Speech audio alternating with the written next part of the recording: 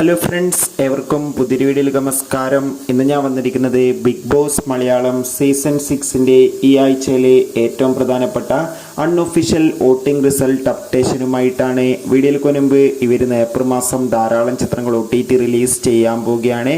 Channel പരിശോധിച്ചാൽ നിങ്ങൾക്ക് കാണാം.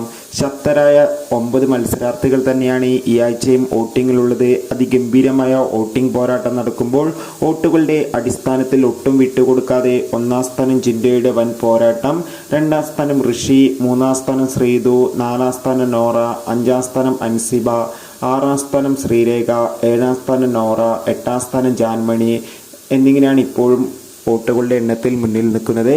എന്തായാലും കാത്തിരിക്കാം ബിഗ് ബോസിൻ്റെ കൂടുതൽ വോട്ടിംഗ് അപ്ഡേഷനായി. നിങ്ങളുടെ ഇഷ്ട മത്സരാർത്ഥിയെ കമൻറ്റ് ചെയ്യുക.